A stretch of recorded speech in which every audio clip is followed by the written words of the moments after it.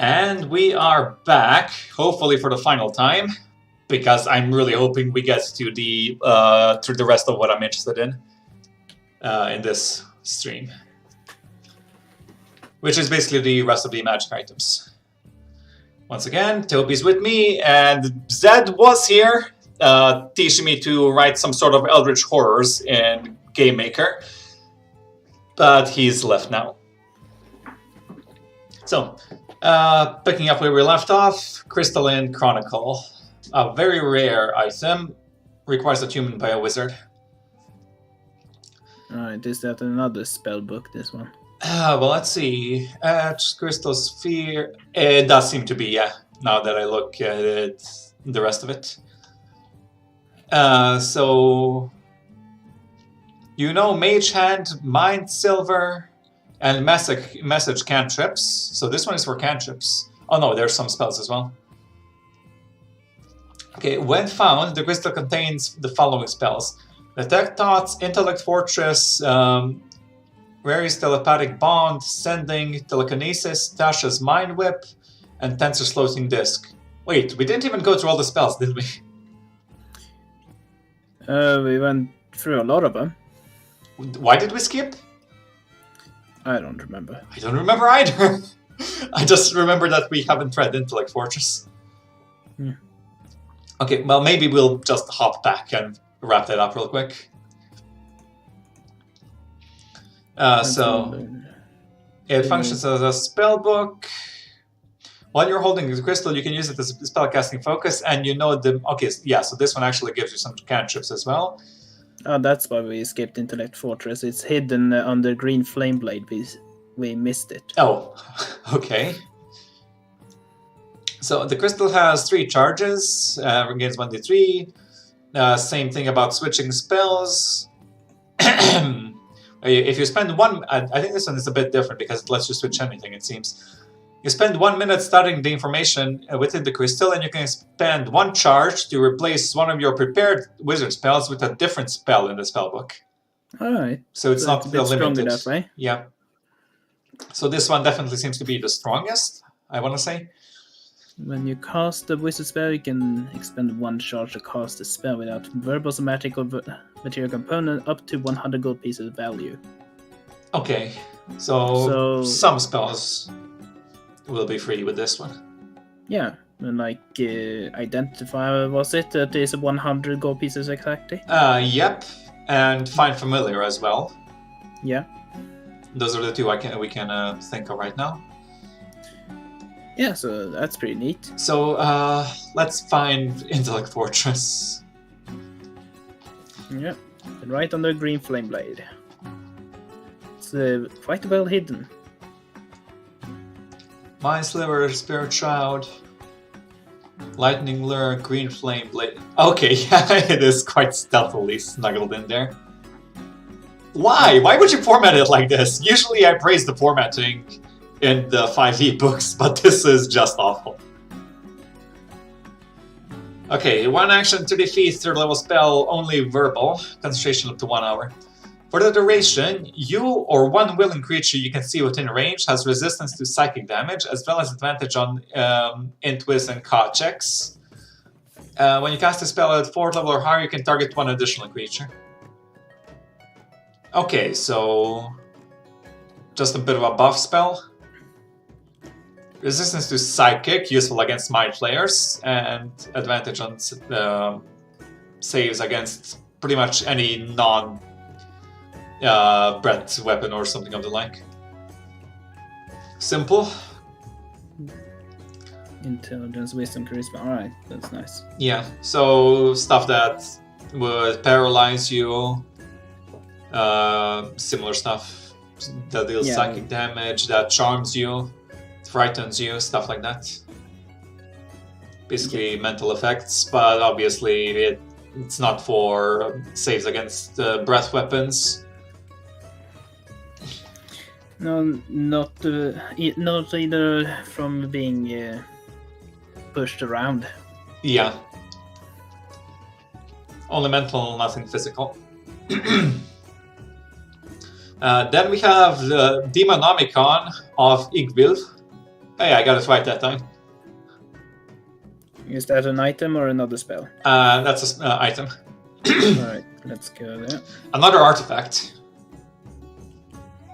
So That's a lot of artifacts. yeah, They're not really used that often. Well, they're nice to have at least. yeah, they're nice to get. Well, I mean, you can effectively make a campaign around each of these. Yeah, that's basically what they're used for, yeah. Yeah, that's what Quinn did Yeah, when we and were that's a going good way after of the doing Orbs it. of Dragonkind. Yeah. But it was a fun campaign and everything. Yeah, he did it pretty well for a short campaign. Yeah, I'm not very good at short campaigns. I don't think. They tend to be endless. Hmm. Well, okay, this time it's your guys' fault. The campaign ends when you decide to fight the dragon. So. Well, technically, the dragon could just suddenly come and the surprise to us, killed it. Oh, did not expect that. Although the dragon should have. If I was playing this by the book, the dragon would just be going around disguised as a dolphin or something and inspecting ships and to figure out if you're pirates or not. So you wouldn't have had that encounter where you could just talk to it and pretend like you're honest merchants. Because he should have spied on you to determine, but I was thinking, well, if I play it like that, they have no chance. And I gotta be fair about this. So, yeah. Demonomicon, an expensive treatise documenting the Abyss's infinite layers and inhabitants. The Demonomicon of Igvilv is the most thorough and blasphemous tome of demonology in multiverse. Oh, Warren Krieger would hate this. The tome recounts both the oldest and the most current profanities in the Abyss and demons. Demons have attempted to censor the text. Oh, so the demons are YouTube. And while this sections... is something that will cause the demons to follow your command, and that's why. Yeah. All right, because their true names are documented in it, right? Yeah, I would imagine so. Yeah. Demons have attempted to censor the text, and while sections have been ripped from the book's spine, the general chapters remain, ever revealing demonic secrets. And the book holds more than blasphemous. Caged behind lines of script scrolls, a secret piece of the Abyss itself, which keeps the book up to date, no matter how many pages are removed, and it longs to be more than a mere reference material. So, 2 minor beneficial, 1 minor detrimental, and 1 major detrimental. So, a bit risky attuning to this, isn't it? Like, and with artifacts, I just want to know what is a major. How bad is that? Are you unconscious? I think that would be stupid. Yeah, so as long as you're attuned to this, you can't do anything. Yeah. Oh, but you're not dead, so don't go rolling up a new character just yet. That would be boring. Yeah. And they're not as... Oh yeah, there are quite a few. So pick one at random. Alright, I'll pick one that looks nasty. One random one, okay. 60. Let's see what that is. When you become attuned to the artifact, you gain a form of long-term madness. So you could go unconscious, actually. Yeah, you could.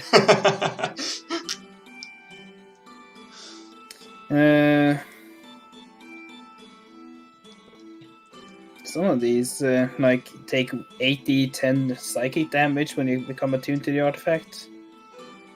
Alright. Ouch, but... Well, if it doesn't kill you outright... Yeah, if it doesn't kill you... It's not a problem, then it's basically not having a detriment after that. Yeah, it's as if it didn't happen. And 8d10 can be as low as 8 damage. Yeah. Very unlikely, but possible. When you become attuned to the artifact, you must kill a creature of your alignment. A creature of your alignment. Yeah. Well, at that point, you just open up the monster manual and look for something. Does it give you a limit on when you have to kill it? No, you just must. That is a bit vague. Like, yeah, I'll do it eventually, maybe in 10 years. I would imagine that you can't get the detune until you've done it. Oh, which is a bit of a shielding, but I get what would happen then if someone were to steal it from you and attune themselves then? Okay, Because I you lose don't remember attunement when someone attunement else rules. Is it if somebody else attunes to it, your attunement ends, or is it that they can't attune to it while somebody is attuned to it? Attunement ends if someone else attunes, I'm pretty sure, and also if it is a certain distance away from you for a certain amount of time. Yeah, probably. So what are you thinking if they steal it and attune to it? Then do you still have to kill someone? Before you completed the kill, you mean? I don't know. We would have to read up on that, but that's for a different day. Yeah, and it would have to. The GM will have to be pretty smart with this one. Yeah. Cause I'm just thinking you must kill someone. Okay, well, you're not giving me a time frame. You're not giving me a restriction. So what if there's nothing of my alignment here? Oh, I love this one. 91 to 95. While attuned to the artifact, you have vulnerability to all types of damage.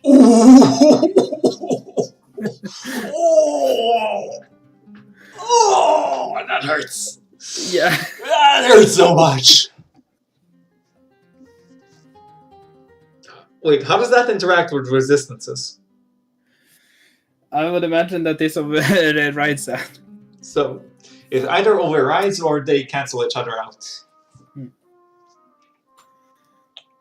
Which is quite a pain in the ass if you were really going for that anti-fire, anti-poison build, or if you're a barbarian, rage does absolutely squat. Imagine, I'm a bear totem barbarian. I have resistance against everything except psychic. And all of a sudden, lol. Yeah. It doesn't matter how much you rage, you take double damage. Yeah, and it's even worse if it overrides it. Yeah. You went from the tankiest thing in the universe to the fragile, the glassiest of cannons. Yeah. And yeah, with Intellect Fortress, I just realized you can easily have a character that's resistant to everything. Yeah. You just bear totem barbarian and have your wizard buddy cast Intellect Fortress on you, and you resist all damage. Yeah. Except the damage that says this damage can't be reduced in any way. Which I think I'm gonna call pure damage. In any case, the Demonomicon has 8 charges. 1d8 charges expended daily at dawn. While holding it, you can use an action to cast Tasha's Hideous Laughter from it, or expend 1 or more charges to cast one of the following spells. Okay, so you can cast Tasha's Hideous Laughter for free, or expend charges to cast spells at DC 20. Magic Circle 1 charge, Magic Jar 3 charges, Planar Ally 3 charges, Planar Binding 2 charges, Plane Shift only to the layers of the Abyss for 3 charges, and Summon Fiend for 3 charges. Okay, I'm noticing a bit of a pattern. Some of another artifact had this. Baba Yaga's thing had it, didn't it? Like a list of spells you can cast. Yeah. Abyssal reference. You can reference the Demonomicon whenever you make an intelligence check to discern information about demons, or a wisdom survival check related to the Abyss. When you do so, you can add double your proficiency bonus to the check. Okay. Basically gives you expertise in it. Fiender Scourging. Your magic causes pain to fiends. While carrying this book, when you make a damage roll for a spell you cast against a fiend, you use the maximum possible result instead of rolling. Damn. Alright. This is very much a demon slaying artifact. Ensnarement. While carrying this book, whenever you cast Magic Circle spell naming only fiends, or the planar binding spell targeting a fiend, the spell is cast at 9th level regardless of what level spell slot you used. Ooh. If any, even. Which implies there's ways to cast the spell without using spell slots. Such as word from the charges, I guess. Additionally, the fiend has disadvantage on saving throws against the spell. So if you're playing the Descent into Avernus, your players would really appreciate having this. Yeah. Until they roll vulnerability to all damage, and then they'll start regretting it. Well, that would be a fun thing. You have to protect the guy who is holding this, as he is vulnerable to everything. Yeah. But he is damn powerful. Yeah. But you would basically have to make a wall around him. Yeah. Like, okay, I'm gonna cast a wall of force around you. You cast more tiny hut on top of him. And you know what? Let's just imprison you for good measure. So I am reading Orb of Dragonkind just to see if this spells thing were a thing, yeah. But you had the charges on that one. You could, for example, use Scrying, 3 charges. Okay. So, Containment. The first 10 pages of the Demonomicon are blank. As an action, while holding the book, you can target a fiend that you can see that is trapped within a magic circle. The fiend must succeed a DC 20 Charisma check, or Charisma saving throw, with disadvantage, or become trapped within one of the Demonomicon's empty blank pages, which fills with writing detailing the trapped creature's widely known name and depravities. Once used, this action can't be used again until the next on. When you finish a long rest, if you use the Demonomicon, if you and the Demonomicon, are on the same plane of existence, the trapped creature of the highest challenge rating within your book can attempt to possess you. You must make a DC 20 Charisma save. On a failure, you are possessed by the creature. Fuck! Alright. Which controls you like a puppet. The possessing creature can release you as an action, appearing in the closest unoccupied space. On a successful save, the fiend can't try to possess you again for 7 days. When the tome is destroyed, it has 1d4 fiends occupying its pages, typically an assortment of demons. Discovered, not destroyed. Discovered. Yeah. It has 1d4, okay. That makes more sense, actually. But damn, okay, so you can instantly get rid of a demon. But if you didn't put the book away... Into another dimension, doesn't that also break... this seems like it would be difficult for you to do. Does attunement to artifacts also break attunement if it's in a different plane? Let's see how artifacts... If there's anything special about artifacts. Because otherwise this seems like a really thing to have. To say. In that case it should say while you're attuned to the Demonomicon. An artifact is a unique magic item, yeah. Some artifact.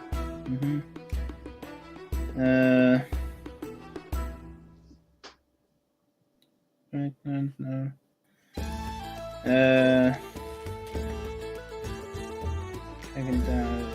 I don't know.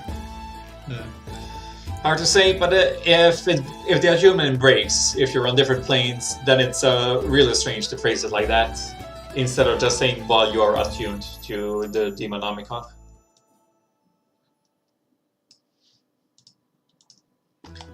And then we can destroy it. To destroy the book, 6 different demon lords must each tear out a sixth of the book's pages. If this occurs, the pages reappear after 24 hours. Before the hours has passed. Yeah, before the hours have passed, anyone who opens the book's remaining binding is transported to a nascent... How do you pronounce this? Nascent. Nascent layer of the... I don't even know what that means. Of the abyss that lies hidden within the book. At the heart of this deadly semi-sentient domain lies a long-lost artifact, Fraz Urublu's staff. If the staff is dragged from the pocket plane, the tome is reduced to a mundane and quite out-of-date copy of the Tome of Zix. I don't even know what that one is. The work that served as the foundation for the Demonomicon. Oh, well, thank you for explaining it.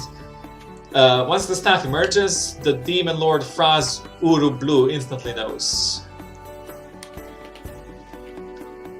Well, if we're gonna make sense of that, we would have to read up on these other stuff as well. But for all I know, that staff might also be inside this book.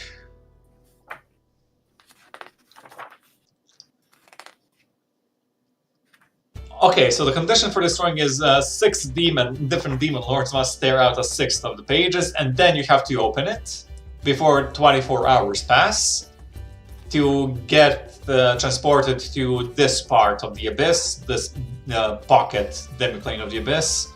Get out this staff, and once it's once you pull it out, then the tome is an out-of-date Tome of Zix instead of the Demonomicon artifact. Anyone who opens, so you don't have to do it alone at least. Yeah,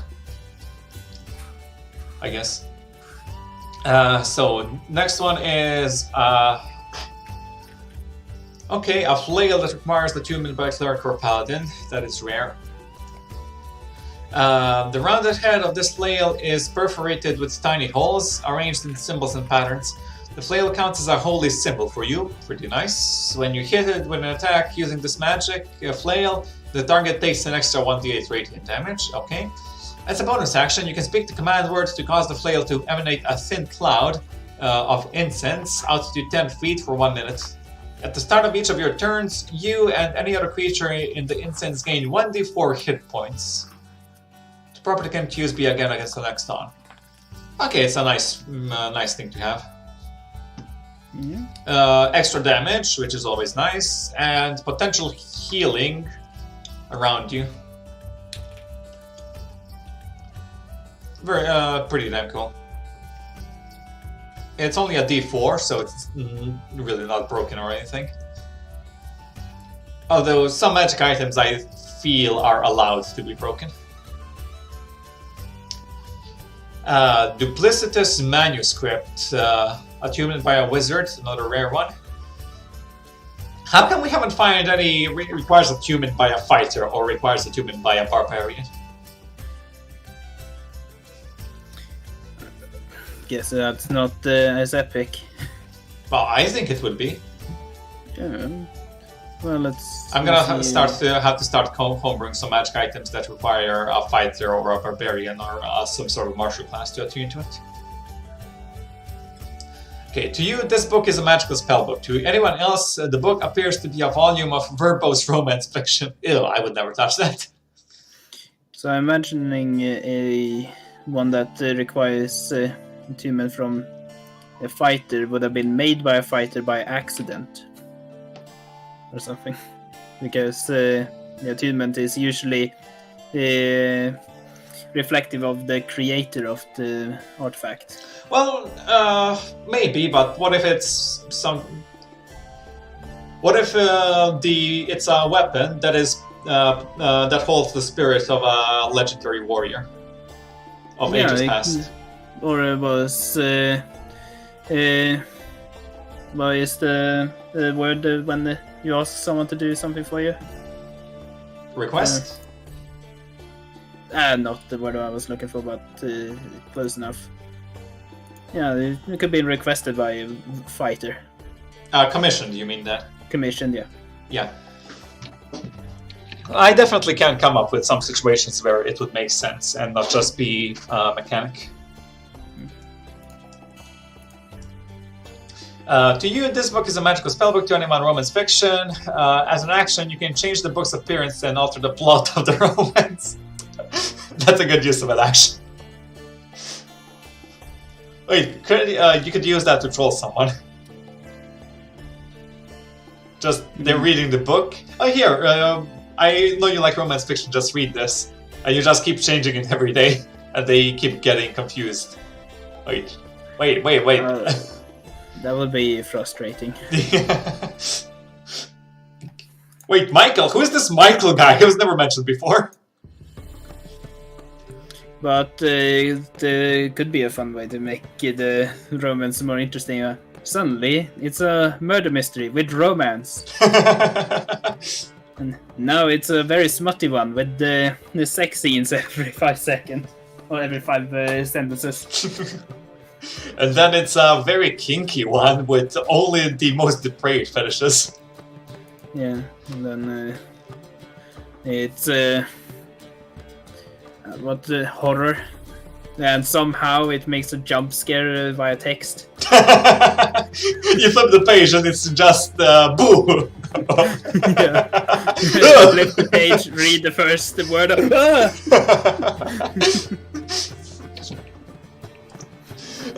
Okay, when found, the book contains the following spells: hallucinatory terrain, major image. Okay, that's why it looks like romance to anyone else, because it's an illusory spellbook. Hallucinatory terrain, major image, mirror image, mislead, Nistuel's magic aura, phantasmal force, and silent image. Spellbook for you, yada yada yada. Charges.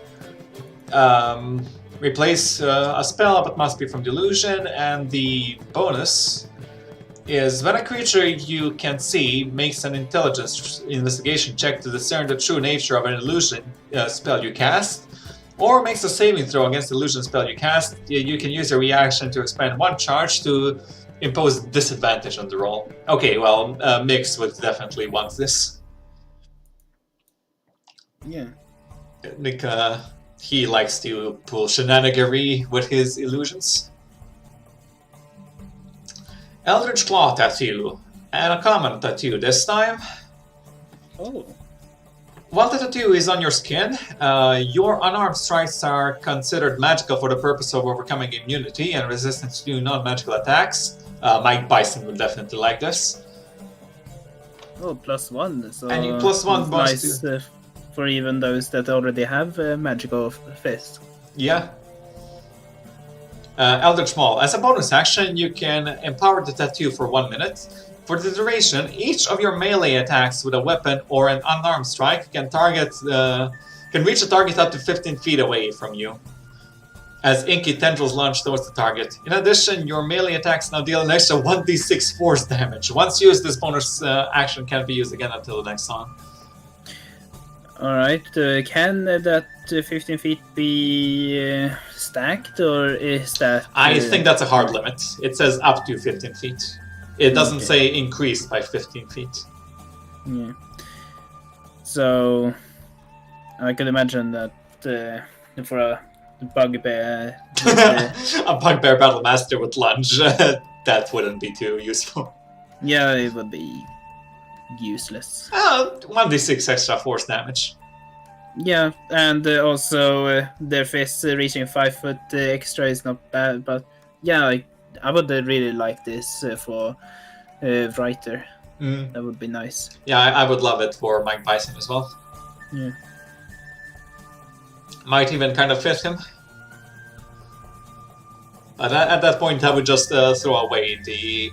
I wouldn't throw them away. They're nice to have, just as a memento, if nothing else.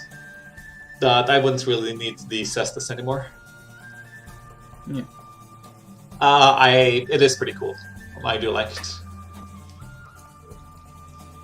And it's like extra reach and damage for... well, it's gonna last in 5 fights, but it's gonna give you in 1 fight. But it's gonna give you a massive boost in that 1 fight. For uncommon item... It's probably fine. I mean, magic items, you generally always have a lot of control in handing them out. Unless you want to be a psychopath like me and make you guys roll. But in that case, it's so unlikely that you'll get what you want that it's really not a problem. It was just a the stars really aligned when Hulk got the vampiric greatsword. It's exactly what he needed. Yeah. The only thing better would have been a vampiric great axe for him, because his crits would be stronger. But this is pretty good as well.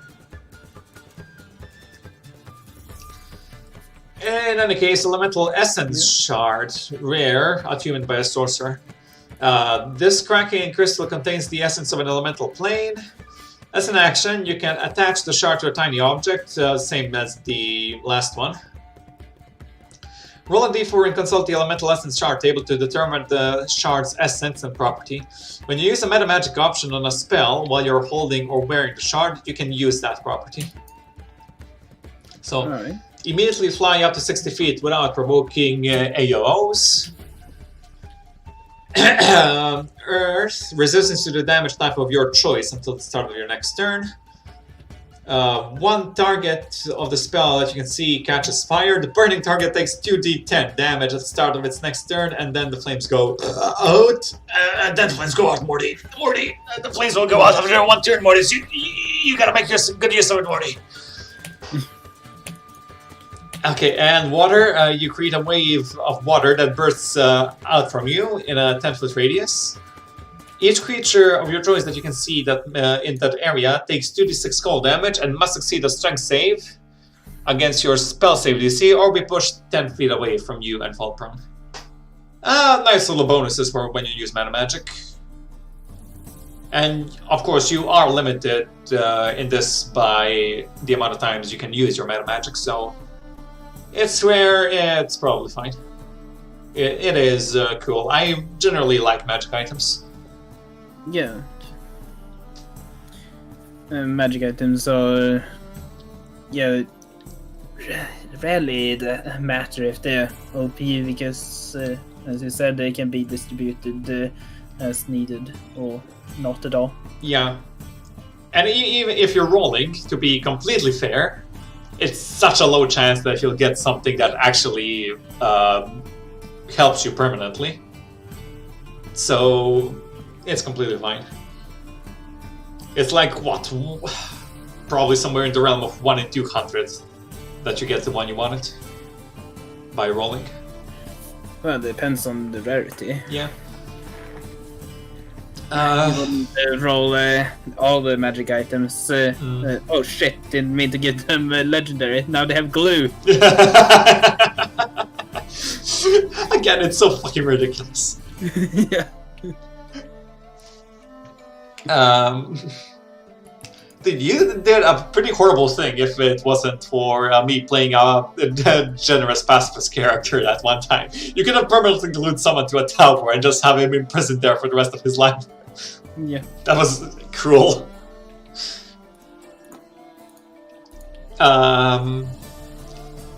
When you're buying or selling magic items, they're easier to get, but even those rules, as they are written in Xanthor's Guide, you have to roll on the table 4 times or something.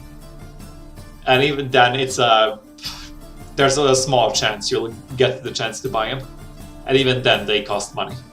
So anyway you slice it, I think you can make magic items pretty much anything you want. This Riding Crystal is steeped in the warped essence of the Far Realm. As an action, you can attach a shard to a tiny object, such as... same deal.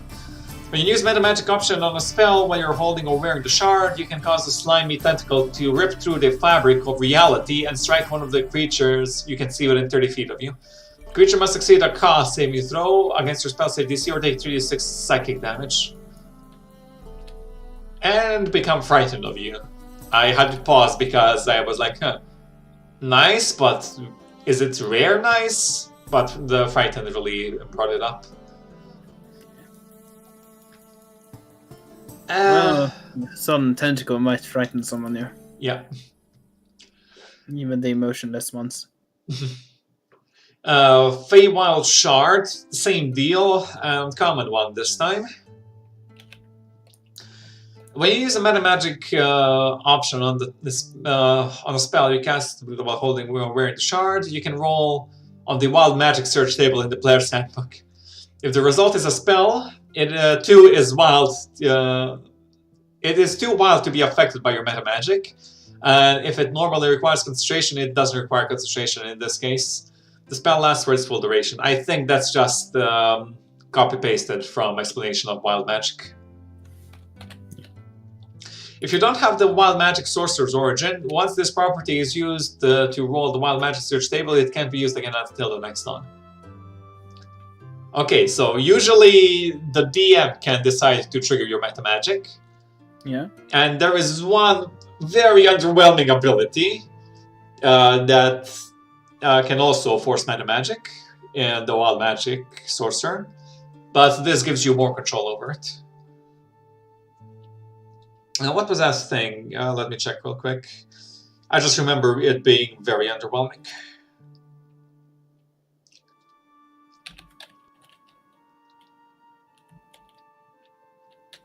So, at level 6, when you see a creature make a roll for whatever, you can spend 2 sorcery points to give it a 1d4 boost or penalty. You can also... it's quite expensive, honestly, like 2 sorcery points. You can do so after the creature's roll, but before any effects of the roll occur. I'm pretty sure there was a rule somewhere in here. Oh no, it was for the first level. Starting first level, you can manipulate the forces of chance to cast and gain advantage on one attack roll, ability check, or saving throw. Finish a long rest before you can use this feature again. Okay, now this seems like a prime for the new rule of giving you proficiency uses on a feature. This one where you could only do it once and then you have to wait until a long rest before you can use it again. At any time before you regain the use of this feature, the DM can have you roll the wild magic search table immediately after you cast the sorcerer spell at first level or higher. But even then, yeah, it's ultimately the DM's choice when he wants to make you roll a wild magic. Yeah, and I always think it's fairest if you come up with a good rule for when that happens, so it's not the most inconvenient time and it does it just to screw with you. Yeah, which is why this item is better. Here, you choose when you're gonna roll it. That's definitely something that I would change about wild magic. There needs to be a built-in rule that the DM can't just have full control over it. Yeah, because it either happens very rarely or when it's inconsequential, or it happens at the worst moment and everyone hates the DM. Yeah. So it needs to be a rule for that, that the players and the DM can... Yeah, well, that's gonna fall to us, because isn't it always just a thankless job of fixing wizards' bad design? I would not be surprised if it actually says you can come up with a rule for that. But it is up to the GM, it says, or something. Yeah, but it's this is another Bethesda situation. It's not our job to develop your game for you. Yeah. You have the best fucking job on the planet, and you're still half-assing it. Okay. You want to read the next tattoo? Sure. Ghost tattoo? Actually, if we're going alphabetically, it's the one on the left first. Fulminating treatise? Treatise? Treatise. Who knows? First time I ever read this word. Fulminating treatise. Rare. This thick scourge spellbook reeks of smoke and ozone, and sparks of energy crackled along the edges of its pages. Yeah, so this is the evocation spellbook. Yeah. When found, the book contains the following spells: the Contingency, Fireball, Gust of Wind, Lumen's Tiny Hut, the Magic Missile, Thunder Wave, and Wall of Force. It functions as a spellbook for you, while you're holding it. That's the 3 charges again. If 1 minute. Any spell. No, must be of evocation. Oh, there it says, yeah. Yeah, only one of these things is unspecialized. When one creature you can see takes damage from an evocation spell you cast, you can use your reaction and expend 1 charge to deal an extra 2d6 force damage to the creature and knock the creature prone if it is large or smaller. Holy shit, at least it's as if you didn't already do insane damage as an evocation wizard. Evocation includes fireball, right? Yep. So evocation wizards are the prime damaging wizards. Yeah. Generally, spells that do damage directly are evocations. Yeah. Where you're evoking the power of something. Oops. So the bullshit thing about evocation wizards is you can automatically make creatures save against your evocation spells, and they also take no damage. But if a sorcerer does that, then they automatically save but still take damage unless they have evasion or something. Yeah. So I'm not really... I mean, I kind of get it because you have to be a specific type of wizard to get that, whereas you can be any type of sorcerer to get that, but it still feels like oof for the sorcerers. Yeah, but I guess that also lore-wise makes sense. Yeah. It still feels a bit oof, because sorcerers really have very few things going for them.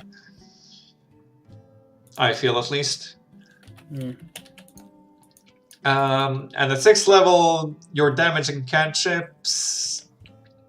when a creature succeeds a save throw against your cantrip, the creature takes half the cantrip damage.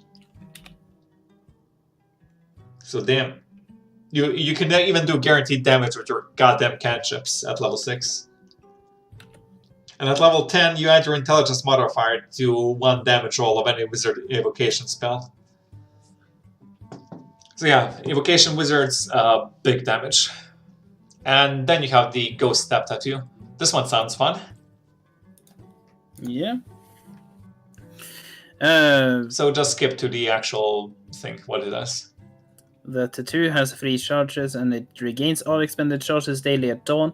As a bonus action, while the tattoo is on your skin, you can expend 1 of the tattoo's charges to become incorporeal until the end of your next turn. For the duration, you gain the following benefits. You have resistance to bludgeoning, piercing, and slashing damage from non-magical attacks. You can't be grappled or restrained. You can move through creatures and solid objects as if they were difficult terrain. If you end your turn in a solid object, you take 1d10 force damage. If the effect ends while you are inside a solid object, you instead are shunted to the nearest unoccupied space, and you take 1d10 force damage for every 5 feet traveled. Yeah, that's standard rules. Okay, so it basically lets you become incorporeal. That's fun. Yeah. Not as fun as Misty Step, but we already had Misty Step, didn't we? So yeah, I do love the idea of someone coming full with the tattoos, looking like an absolute. Looks like something that should be hanged on the wall in a museum. And yeah, I'm just gonna walk through this wall and do other things with my tattoos, like look at them.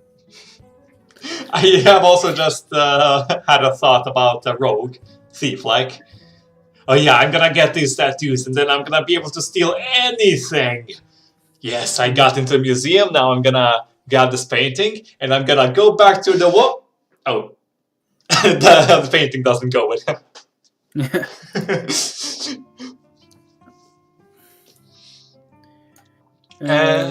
Guardian Emblem, Cleric or Paladin thing. Let me take a look. This emblem is the symbol of a deity or a spiritual tradition. As an action, you can attach the emblem to a suit of armor or a shield to remove it. The emblem has 3 charges. When you or a creature you can see within 30 feet of you suffers a critical hit while you're wearing the armor or wielding the shield that bears the emblem, you can use your reaction to expend 1 charge to turn the critical hit into a normal hit instead. The emblem regains all expended charges daily at dawn. Very nice, especially with the maximized crit rolls we're using. When you're a creature, see. Oh, so any creature other than you? Yeah. Okay, that's nice then, because you already have elemental armor that does that for you. Yeah. It is very nice. And again, especially when the crits are so scary that any one of them can mean getting 1 shot. Yeah. God damn it, when Hulk got crit by that Savager, any other character would have died instantly. But he actually was left standing even. Heartweaver's Primer. Is that... that's the new version of Dreamweaver, right? Did we have so that? You can make a website with this. Oh. I thought you were actually thinking, oh, there is a Dreamweaver item. No. I forgot that the Dreamweaver is nerd jokes. Rare. This pristine book smells faintly of a random scent you find pleasing. So it depends on the person, then. Yes, that smells like a fart. So why are you from California all of a sudden? When found, the book contains the following spells: antipathy / sympathy, charm person, dominate person, enthrall, hypnotic pattern, modify memory, and suggestion. It functions as a spell book. Yeah, so it's the same one for enchantment. Mm-hmm. And when you cast an enchantment spell, you can expend 1 charge to impose disadvantage on the first saving throw one target makes against the spell. Alright. Yeah, nice little bonus. And another tattoo, a common one this time. Oh, common. Mm-hmm. Oh, now I'm interested. Produce, yeah. Seems like a life cantrip by the name. It's on your skin. You can write with your fingertip as if it were an ink pen that never runs out of ink. As an action, you can touch a piece of writing up to 1 page in length and speak a creature's name. The writing becomes invisible to everyone other than you and the named creature for the next 24 hours. Either of you can dismiss the invisibility by touching the script. No action required. Once used, this action can't be used again until the next dawn. And Well, I was completely off. When on the toilet and wiping, and you're now an inky ass because your finger is leaking. Well, you gotta learn to control it. I was completely off. Judging by the name, I was gonna say that it's basically a built-in light cantrip or something. Why is it called Illuminator? Am I missing something here? Illuminati. I mean... illuminate could mean more than just light. It could also be illuminating your mind, that you learn something. Yeah, but that's very abstract, isn't it? Well, that's what the Illuminati is the name for. Libram of Souls and Flesh, not human by a wizard. This is another of the spell books for necromancy, it seems. Animate Dead, Circle of Dead, False Life, Finger of Death, Speak with Dead, Summon Undead, and Vampiric Touch. Oh, that one doesn't have death in it.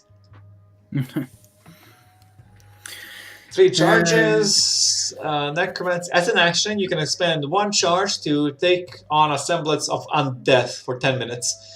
For the duration, you take on a deathly appearance, and undead creatures are indifferent to you unless you have damaged them. You also appear undead to all outwards inspection and to spells used to determine the target status. The effect ends if you deal damage or force a creature to make a saving throw. Alright, that's basically invisibility for undead only. Yeah, it reminds me of Zombieland, when Bill Murray put on makeup to look like a zombie so he could go around the town without being harassed or eaten. That's basically what this is. Life Well Tattoo, very rare. Resistance to necrotic damage, and when you would be reduced to 0 hit points, you drop to 1 hit point instead. Once used, this property cannot be used again until the next one. Alright, pretty simple. It is very rare, which means that they consider the half-orc ability to be on par with this, minus the necrotic resistance. Come to think. I guess the resistance is what makes it. Yeah. It would be pretty sick to make a half-orc with this tattoo. That you can just resist death twice. And then somebody casts Death Ward on you and you can resist death 3 times. Yeah. That would be fucking annoying for the enemies.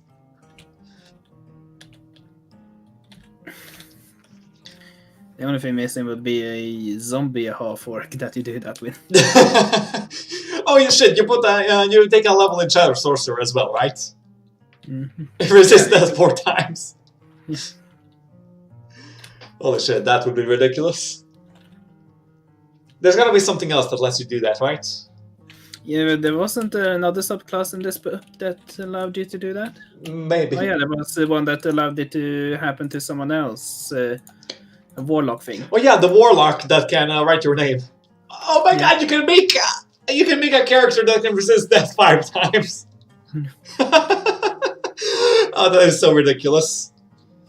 And then if you multi-class into warlock enough as well, you can get the Tomb of Leviathan that you can trigger when you take damage, and it'll put you in an icy tomb and eat up as much damage as possible. So technically 6 times. You can technically resist death 6 times. That is absolutely ridiculous, but I love it. Yeah. I wouldn't have thought of... I mean, you could do that earlier. But you can do it twice more with some of the stuff in this book. And I just find it ridiculous. I love it. At least with the warlock one, you don't need to personally invest into it since it writes your name. Yeah. So that saves you a level. Yeah. So now we have Luba Taroka of Souls, yet another artifact. Right. Not all lingering spirits are tragic souls lost on their way to the hereafter. Some languish as prisoners, souls so wicked mortals dare not free them upon an unsuspecting afterlife. Oof. Created by a figure of the Stani legend, Luba's Taroka of Souls shaped the destiny of countless heroes. The prophecies of this deck of cards also revealed great evils and guided its creator into the path of nefarious forces. Untold times, the deck's creator, Mother Luba, narrowly escaped doom, spared only by her keen insights. But even for her, not all wickedness could be escaped. In the most dire cases, Mother Luba managed to ensnare beings of pure evil amid the strands of faith, imprisoning them within her Taroka deck. And these souls, foul spirits, dwell still, trapped within the nether realm, hidden amid shuffling cards, waiting for fate to turn foul as it inevitably will. Like all Taroka decks, the Taroka of Souls is a lavishly illustrated collection of 54 cards, comprising of 14 cards of the high deck and 40 other cards divided into 4 suits. Coins, glyphs, stars, and swords. Alright, so it's easy to replicate this with the normal deck of cards plus the jokers. Yeah, seems so. Yeah. The artifact has the following random properties, which you determine by rolling the art. Blah blah blah. 2 minor detrimental and 2 minor beneficial. Alright, so it's not too bad. Yeah, pretty balanced. The spells you have that you can cast for DC 18 comprehend languages, detect evil and good, detect magic, detect poison and disease, locate object, or scrying. Once you use detect to cast a spell, you can't cast the spells again until the next dawn. Okay, so the way these works is you can only cast one of these spells per day. Okay. Enduring Vision. While holding the deck, you automatically succeed on Constitution saving throws to maintain your concentration on divination spells.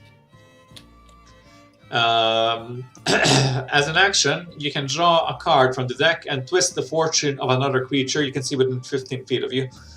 Choose of the following effects. One of the following effects.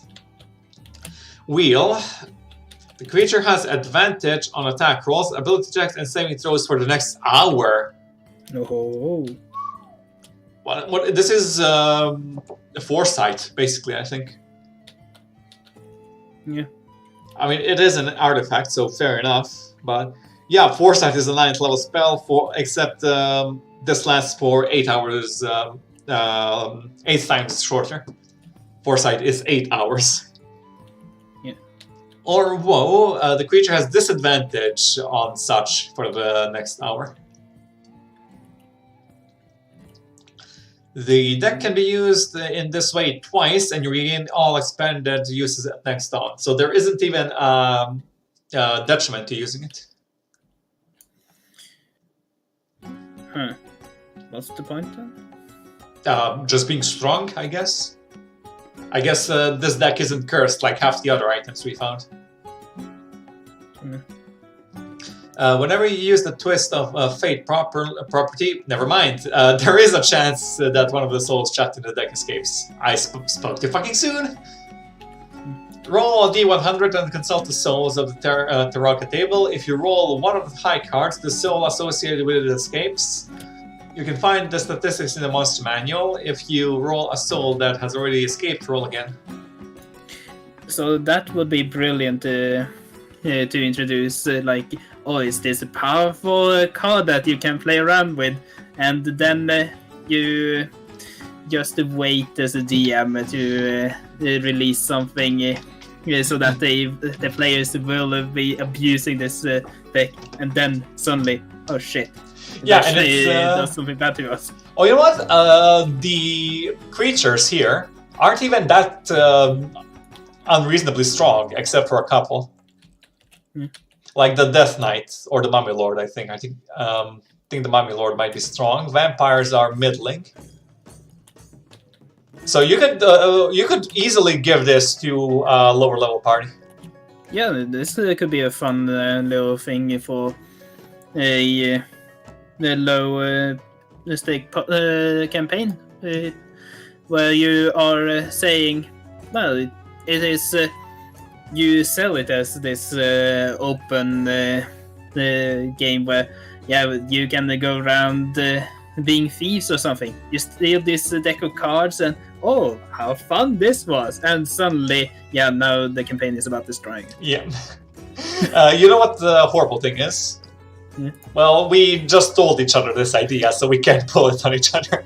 Yeah, but it's a fun little idea. Could be something to use. At least it gives me an idea. All I need is a map of a city or something, and then also, how do you destroy it? We'll get to it. Yeah. But it's brilliant because there's only a 14 in 100 chance that something actually gets released. So you can just keep rolling this in secret every time the player uses it. And okay, nothing. Oh, what do you look at that? A 7.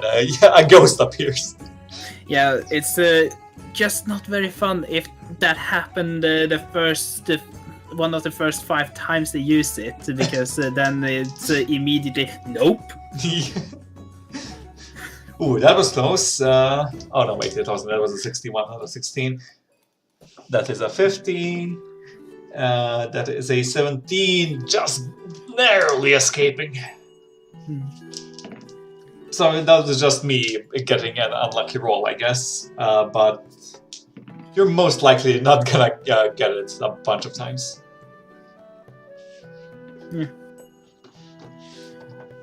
The released soul appears in a random location within 1d10 miles, even.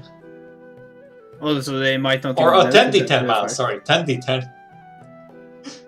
So the players might not even realize. But all of a sudden, on the other side of a city, there's a fucking ghost. Or Death Knight. Which is absolutely brilliant for a small campaign that is in a city and the surrounding area. So that you do come across it when...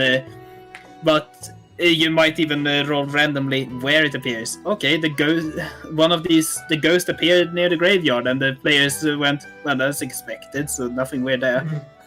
So maybe we can actually run this. The negative side is that you and me would be, you and I would be in on the joke, but Zed, Wing, and or any other players would not. So we can still see how it works for them.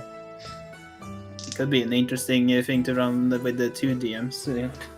Oh yeah. So, shuffling fate. I didn't finish this, did I? 10d10 miles of you and terrorizes the living.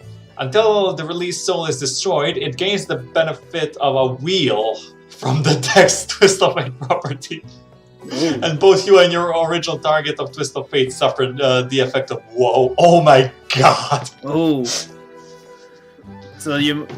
Once again, you don't realize, but suddenly you have disadvantage all the time. The GM keeps saying, roll with disadvantage. What the fuck?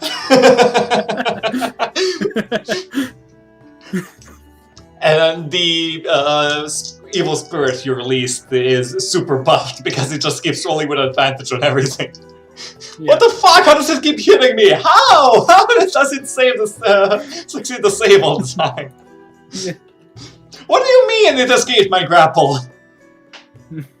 It has a strength index of +1. How did it escape my grapple? Yes. And destroying the deck. Lupa's Taraka of Souls can be destroyed only if all 14 souls within are released and destroyed. This reveals a 15th soul, a lich, that inhabits the Nether card, which only appears when the 14 souls are defeated. If this ancient entity is destroyed, the Nether card vanishes, and the deck becomes a normal Taraka deck with no special properties, but it includes a new card of the DM's design. A new card? Of the DM's design. So let's actually read this fourth block, because they got me interested, actually. Mother Luba and the Vistani. The creator of the Taraka of Souls, Mother Luba, was one of the most influential leaders of the Vistani, or the Gypsies, if you will. For untold generations, the Vistani have wandered the Shadowfell, which includes terrifying demi-planes like the vampire-haunted realm Barovia. These travelers have learned many secrets on these domains and encountered countless others wandering amid the Shadowfell's horrors. Most Vistani bands accept well-intentioned wayfarers from diverse walks of disparate origins, embracing any who seek to find a home amid the endless roads and vistas hidden amid the mist. Okay, so this actually doesn't give me any more information about the deck. A halfling Vistani, Mother Luba, led one of the largest groups of Vistani in the Shadowfell. She hailed from the same world that Count Strahd von Zarovich and Madame Eva came from, and she created a community of kindness and resilience, ever rare to find in the Plane of Shadow. She led her people in welcoming strangers, feeding the hungry, and defying the cruel. She and Madame Eva were once friends until Madame Eva began bargaining with the creatures of the night. We may wander amid the shadows, Mother Luba said, but we must ever serve as a light to our fellow travelers. Some years ago, Mother Luba disappeared into the mists, leaving behind only the Taraka of Souls. It is said that if you draw the Mists card from it, you can hear the whispers of her kind voice. That was a bit boring. Yeah, I was actually expecting something more. Curse you! Fuck you, wizards! Fucking baiting me with an actually fun artifact that you can use in a lower level campaign, and then you just give me a boring old description. Okay, you want to read the next couple? Layer of Building. Rare item tuned by a bard. While holding this layer, you can cast the Mending as an action. You can also play the layer as a reaction when an object or a structure you can see within 300 feet of you takes damage, causing it to be immune to that damage and any further damage of the same type until the start of your next turn. In addition, you can play the layer as an action to cast Fabricate, move Earth, pass Wall, or summon Construct. Appears in this book. And that spell can't be cast from it again until the next dawn. Okay, so that spell this time, which means you can still cast other spells. Yeah. You can go through the entire list. Well, Fabricate gives me nightmares, as you know. Yeah. This is something you'll want to have when the Tarask attacks your city. I was also thinking about just pudding would be nice to just start playing this layer as you're focusing on the fighter's sword so it doesn't break. Yeah, that might help. Depends, I guess, on how the DM interprets it. Then we have the Masquerade Tattoo. Yeah. I think you'll find this one slightly familiar. Common. Blah blah blah. As a bonus action, you can shape the tattoo into any color or pattern and move it to any area of your skin. Whatever form it takes, it is always obviously a tattoo. It can range in size from no smaller than a copper piece to an intricate work of art that covers all your skin. Disguise Self. As an action, you can use the tattoo to cast the Disguise Self spell, DC 13 to disarm the disguise. Once the spell is cast from the tattoo, it can't be casted from the tattoo again until the next dawn. Oh yeah, that's nice. Mm-hmm. It's a bit lower DC, but it's a common item, so whatever. Yeah. Oh, now I'm thinking, was there a possibility to try to, in that Masquerade quest you made, was there a possibility to try to see through the disguise? And I would say no, but so if you rolled, you would basically see, yep, that's a disguise. That is a bullshittingly strong magic item then. Yes. And they were just handing them out like candy. Yeah. What the fuck? I thought we were over this, Toby. When you sick this. Yeah. When you sick 11th level spellcasters at us. Yeah. And my idea was that these are very expensive items, so they're not exactly common. It was in my head. It was father showing off that yep, I'm so rich that I can give out these things.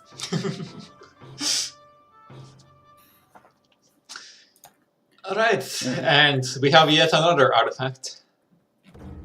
Yeah, starting to become a bit tired of reading artifacts. It's so long. I know what you mean.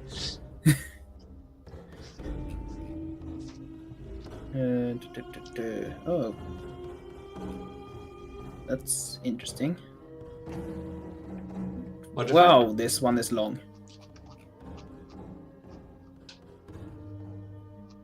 Oh yeah, it is.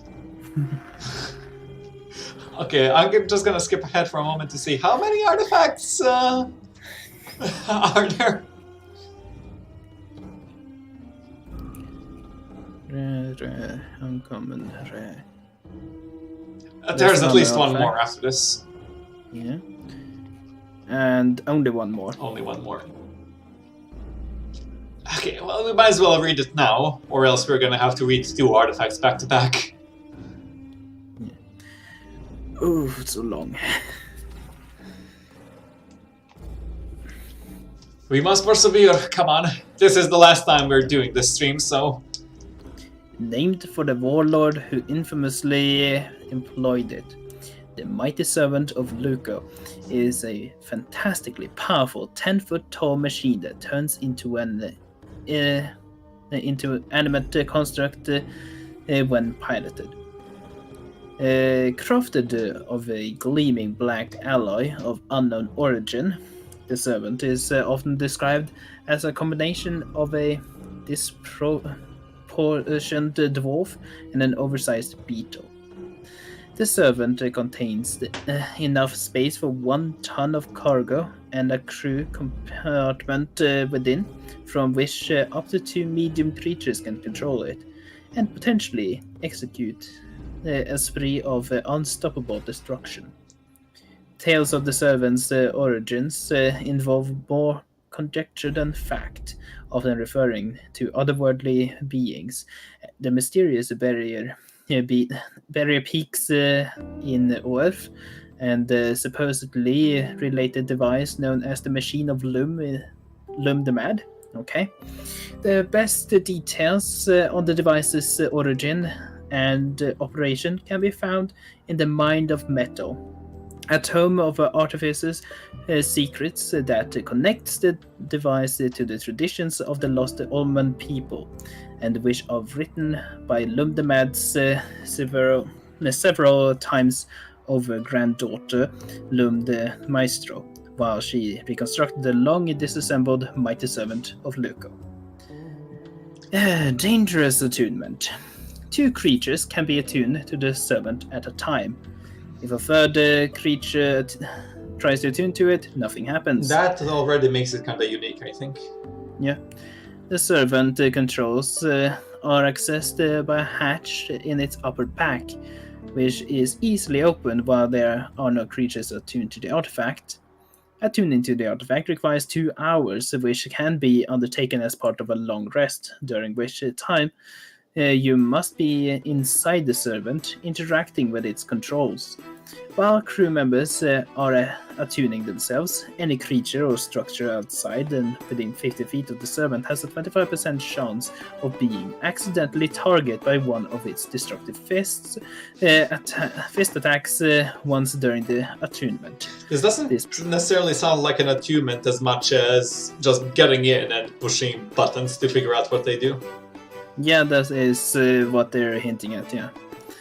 It becomes this little funny thing where you just push random buttons and it suddenly goes wild against your companion while he's screaming, "Turn it off!" This process must be undergone every time a creature attunes itself to the artifact. Controlling the servant, but any creatures are attuned to the artifact, attuned creatures can open the hatch as easily as any other door. Other creatures can open the hatch as an action with a successful DC 25 dexterity check using Thieves' Tools. A knock spell cast on the hatch also opens it until the start of the caster's next turn. A creature can enter or exit through the hatch by spending 10 feet of movement. Those inside the servant have total cover from effects originating outside it. The controls within it allow creatures to see outside without obstruction. While you are inside the servant, you can command it by using the controls. During your turn, for either attuned creature, you can command it in the following ways. Open or close the hatch, no action required once per turn. Move the servant up to its speed, no action required. As an action, you can command the servant to take one of the actions in its stat block, or some other action. When a creature provokes an opportunity attack from the servant, you can use your reaction to command the servant to make one destructive fist attack against that creature. Wisdom saving throw will be... Okay, while there are no attuned creatures inside the servant, it is an inert object, ghost in the machine. Upon his death, the soul of the mighty warlock Luco was drawn into the artifact and has become its animating force. The servant has been known to attack or move on of its own accord, particularly if doing so will cause destruction. Once every 24 hours, the servant at the DM's discretion takes one action while uncrewed. If the servant loses half of its hit points or more, each creature attuned to it must make a DC 20 wisdom saving throw or be charmed for 24 hours.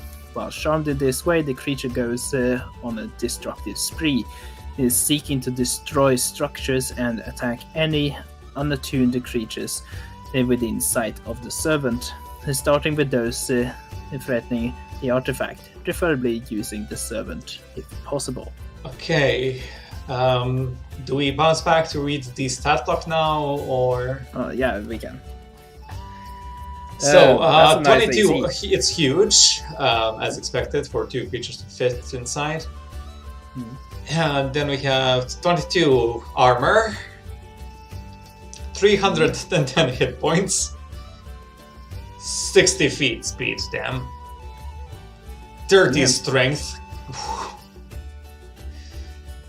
Proficient in wisdom and charisma saves, which means that the proficiency is +7. Perception 9, resistances to piercing and slashing, but not bludgeoning. I could see that.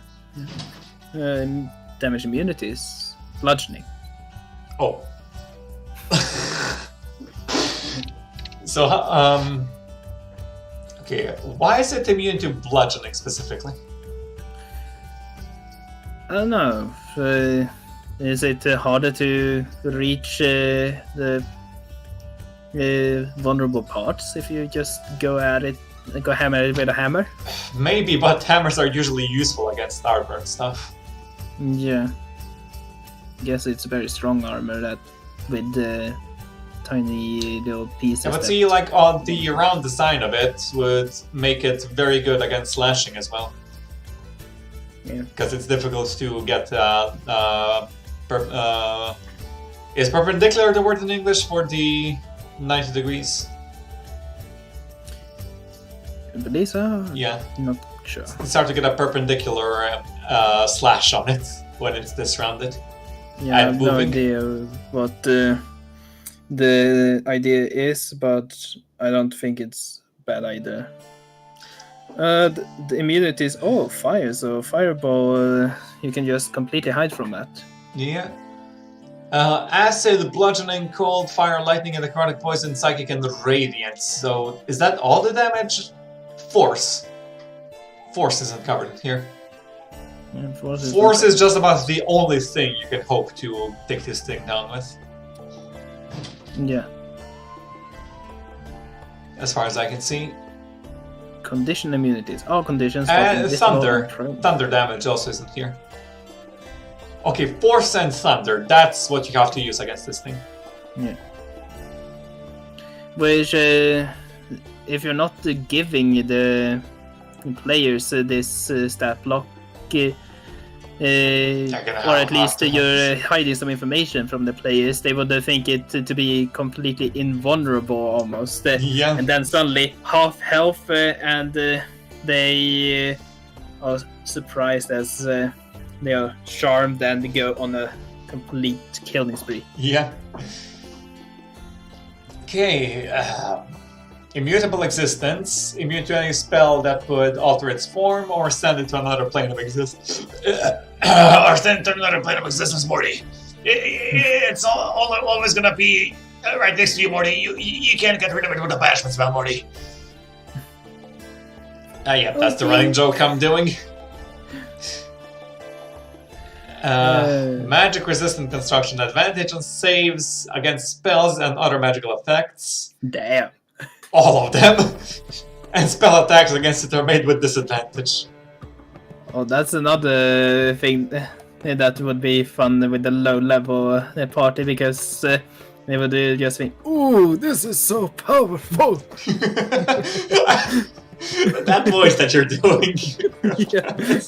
always gets a laugh out of me.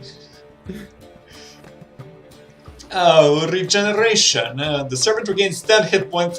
Fuck off. Resistance. If it's reduced to 0 hit points, this trait doesn't function until the attuned creature spends 24 hours repairing the artifact, or until the artifact is subjected to lightning damage. Oh. So lightning is basically healing to it in certain cases.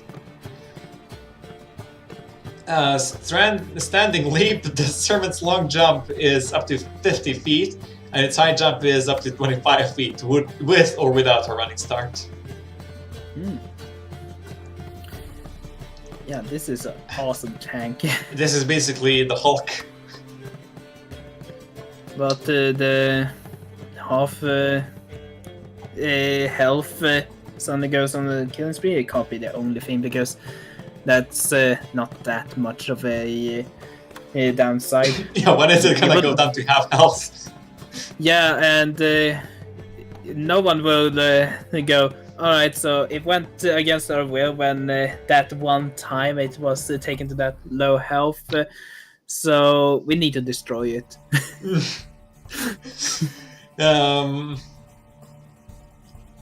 And mind you, bringing this down to half health means doing, 155 damage?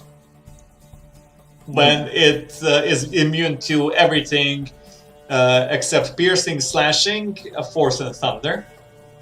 And it has resistance to piercing and slashing, even if the weapons are magical. And it doesn't require air, food, drink, or sleep, because it's a fucking mech. Destructive Fist, plus 17 to hit, reach 10 feet or 120 range, one target, 36 damage, or 4d12 plus 10, force damage, and triple damage to objects. Ooh, so you can potentially crush through walls with this. Yep. If the servant jumps at least 25 feet as part of its movement, it can then use this action to land on its feet in a space that contains one or more other creatures. Each of those creatures is pushed to an unoccupied space within 5 feet of the servant and must make a DC 25 dex save. On a failed save, a creature takes 26 or 4d12 bludgeoning damage and is knocked prone. On a successful save, a creature takes half as much and isn't knocked. Ouch. So your best hope against this thing is a lot of spellcasters with magic missile. And 25 feet, so it can just, if surrounded, jump straight up and land and do a lot of damage. Yep. Magic missile is just about the only way you're gonna take this thing down. Because that hits automatically, so it bypasses the magic resistant. It's force damage, so it bypasses the immunities and the resistances. Oh, by the way, it has blind sight of 120. Oh, it does. And it is immune to all conditions except invisible and prone. Yeah. So you can't even grapple it. Can't even that. Self-destruct. By inputting a specific series of lever pulls and button presses, the servant's 2 crew members can cause it to explode. The self-destruct code is not revealed to crew members that when they attune to the artifact. If the code is discovered, the DM determines how. It requires 2 attuned crew members to be inside the servant and spend their actions on 3 consecutive rounds performing the command. Should the crew members begin the process of entering the code, though, the servant uses its ghost in the machine property and turns the crew members against each other. If the crew members successfully implement the code at the end of the 3rd round, the servant explodes. Every creature in a 100-foot radius sphere centered on the servant must make a DC 25 dexterity saving throw. On a failed save, a creature takes 87, 25d6 force damage 87, 25d6 lightning damage, and 25d6 thunder damage. You're annihilating everything. What? This is a nuke. This is a fucking nuke, is what it is. Yeah. If you're Oh, ever this is- wondering how you're gonna do a nuke, this is it. Yeah, on a successful save, a creature takes half as much damage. Objects and structures in the area take a triple damage. Creatures inside the servant are slain instantly and leave no remains. This does not destroy the servant permanently. Rather, 2d6 days later, its parts, left arm, left leg, right arm, right leg, lower torso, and upper torso drop from the sky in random places within 1,000 miles of the explosion. If brought within 5 feet of one another, the pieces reconnect and reform the servant. That's how you could discover the servant. It's just raining a piece right in front of the PCs, and I wonder what that is. Yeah, we might actually have to try and running these. Even if one of us is a player and knows what's going on, I think it will still be fun. Yeah, with the 100-foot radius and 1,000 miles for the pieces, so you can just faintly hear a poof, poof, and a piece lands in front of you a bit later. What? Like 2d6. How does this work? Like, the pieces are airborne for 2d6 days. Yeah. How is that even possible? I guess it's all the way up to the sky, so that would be absolutely epic. Could you imagine this? One day you hear a poof going, and several days later, when you're fighting something very strong, you're about to be slain, a piece falls on the boss guy and kills him outright. And I wonder what that is. Oh, dude, that's how we're gonna start this campaign. Yeah. Just have whichever one of us is the DM, everybody else is... yeah, guys, I just wanted to do this boss fight, if you just want to indulge me real quick. Just make this level characters and start fighting it. Oh my god, he's killing us, dude! This is so unbalanced, why did you rush? Yeah. What? You see that some sort of black metal arm has fallen on the boss's skull and crushed him. Yes. Holy shit. Yeah, that would be epic. Destroying the servant. The servant can be destroyed in 2 ways. After it has self-destructed, its disconnected pieces can be melted down in one of the forged temples of its ancient omen creators. Alternatively, if the servant strikes the machine of Loom the Man, both artifacts explode in an eruption that is 3 times the size and 3 times the damage as the servant self-destructs property. Fuck. Oof. So 174 damage times 3 on each of these. So 174 damage times 3, yeah, so 3 times the destructive. Wait, no. Yeah, fuck. So 3 times, which makes it 200. Fuck. Brain, help. Yeah, and the ones inside are 3 times as dead. Not even their atoms survived this time. I think this basically is like atomic fission or something. Nuclear fission. Times 3 for 135 points of damage. How much? Unless you have resistance. 435. On one of these. Yeah, now when you have 3 times, that's the average. So of all 3 of these 3 times. All 3 of these 3 times. Yeah. On average, that will be 435. Yeah, so it's 261. One of these 3 times is 265. And then times 3 is 783, actually. Oh, yeah. Okay. That is the most destructive thing in D&D, I think. 261 with all 3 of them, yeah, and times 3, 783 average damage. That is just fun to imagine, though. Yeah. And someone, I just about survived that one barbarian who somehow had immunity to one of them or something. No, well, okay, well... Yeah, he would need immunity to one of them. Yeah. He can have resistance to all of them, which would halve this damage down to 391, right? Yeah. 391, yeah. Yeah. That is still way above. That is enough to kill him outright, even, probably. Yeah. Almost definitely. So, no triggering of the resisting death. Yeah, that's gonna be hard to survive. What if he was immune to one of them? Okay. Let's find a way that somebody could survive this.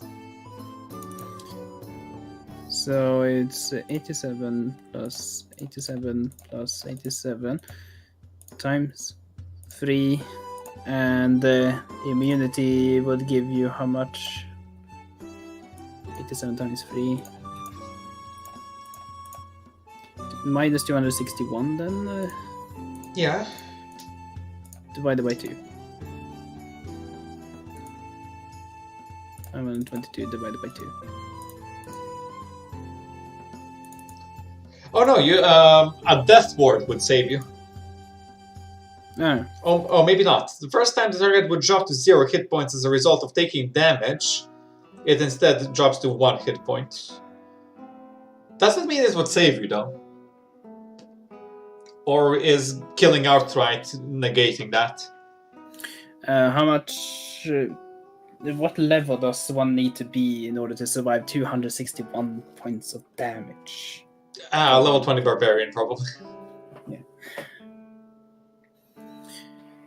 So most things would die from that. Yep. And just leave a massive crater. It would probably alter the strength of the gravity on that planet if this were to happen. Because a huge chunk of the planet would just be gone.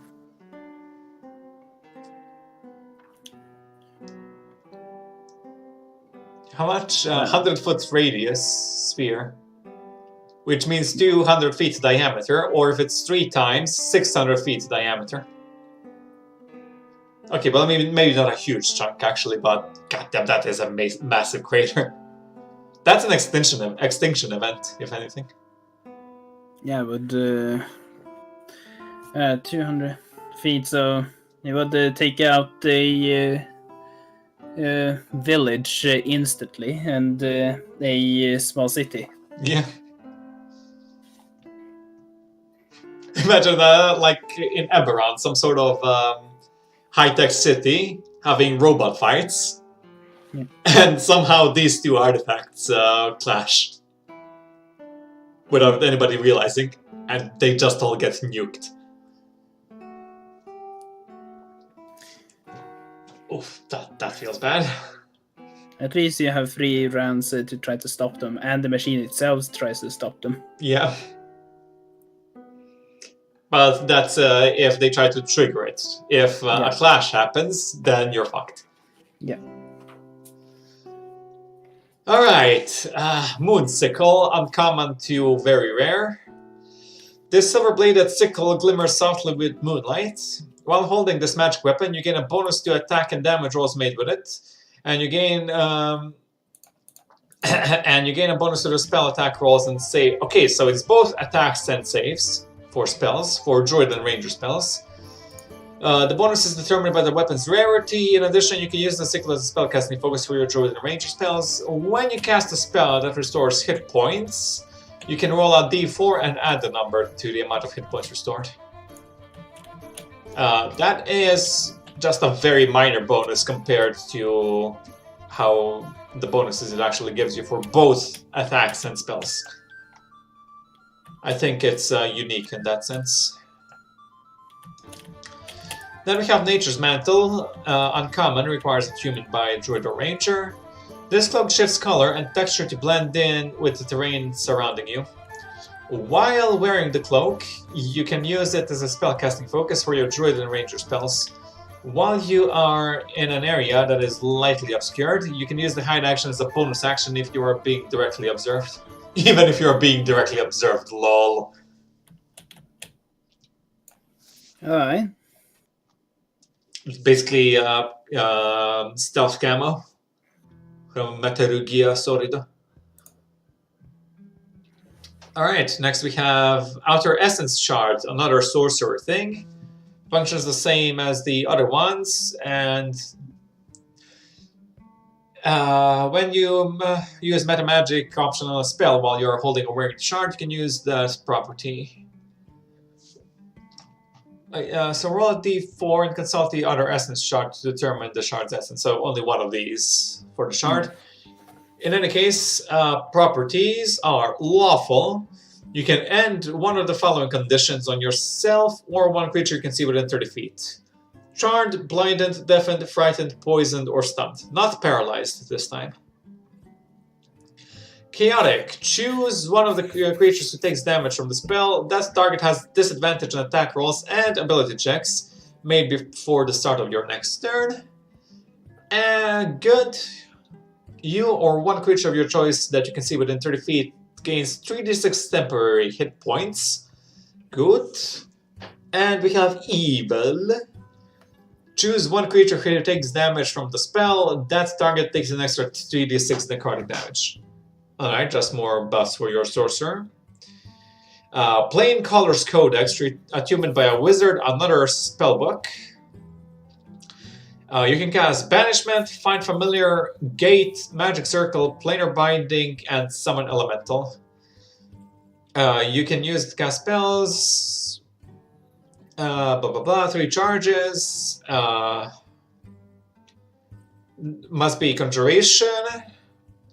And when you cast a Conjuration spell that summons or creates one creature, you can expend 1 charge to grant that creature advantage on attack rolls for 1 minute. Wow! That really buffs up your conjured creatures. But only when summoning one creature. Yeah. This is an interesting one. It's a prosthetic limb. This item replaces a lost limb, a hand, an arm, a foot, leg, or similar body part. While the prosthetic limb is attached, it functions identically to the part it replaces. You can detach or reattach it as an action, and it can be removed against your will. It detaches if you die. Oh, no attunement required. Yeah, I was going to mention that. Unlike the eye, this one doesn't even require attunement. And I am not sure why. Alright, so there's no real drawback to it. You can slap someone with your arm without actually having it attached to your shoulder. Yeah. If somebody actually wanted to play the Full Metal Alchemist or something, and have 2 metal limbs, I would just be throwing enemies who cast heat metal all over the place. Yeah, that's why it's detachable, I would imagine. Yeah. But so against such creatures, you suddenly have a bit of a weakness. So yeah. It doesn't say that it needs to be metal, though. It doesn't specify. Yeah, it doesn't. No. I don't know. I think I would give this requires attunement. Yeah, or if it's metal, it becomes funny against the ones said, but it could also be made out of bone or anything. Yeah. It's just that, like, unless you're playing in Eberron, and even then it's questionable, I seriously doubt they have the medical science developed enough to be able to connect nerves to it, so that you can control it without attunement. Yeah, it depends on the setting again. So the settings where this doesn't require attunement is very niche, I think. Yeah, but it's nice that the option exists. Well, the option is no attunement that exists, but I would mod it in most settings to require attunement, and just make it a way that you can still keep adventuring if you take a grievous injury that loses a limb, and you getting regeneration isn't really an option at that point still. Yeah, because it's very expensive. Yeah.